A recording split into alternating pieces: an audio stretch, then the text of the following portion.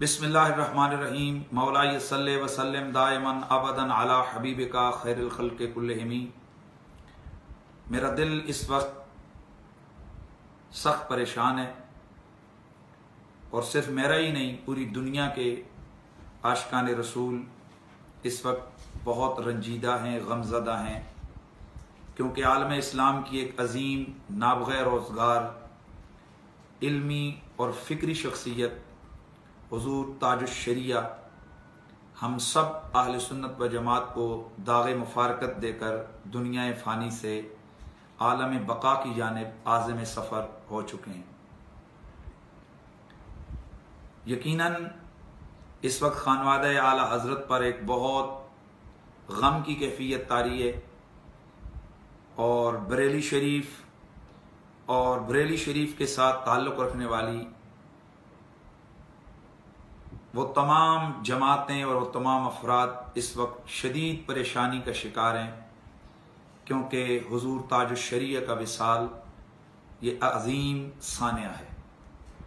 मैं अपनी तरफ से अपने तमाम मुतअल्लिक़ीन, मुतवस्सिलीन, दोस्त अहबाब और अपनी तमाम तंजीमी कारकुनान की तरफ से खानवादा आला हज़रत और हुज़ूर ताजुश शरिया के तमाम मुरीदीन मुतवस्सिलीन से ताज़ियत करता हूँ।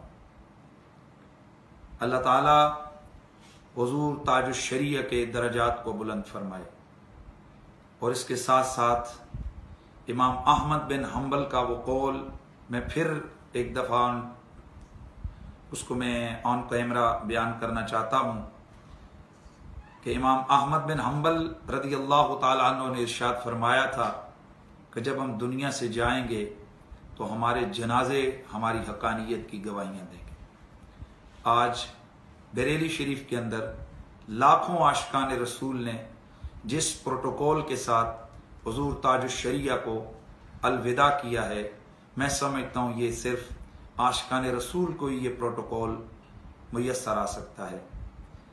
पाकिस्तान में हमने ये अज़मतों और मोहब्बतों का ये बेलोस मुजाहिरा गाजी इस्लाम आशिक रसूल मलक मुमताज़ हुसैन कादरी साहब की के जनाजे में हमने ये मोहब्बतों का रंग देखा था और उसके बाद आज हमें ताजुश शरिया के जनाजे में हमें ये मोहब्बतों का अंदाज नजर आया।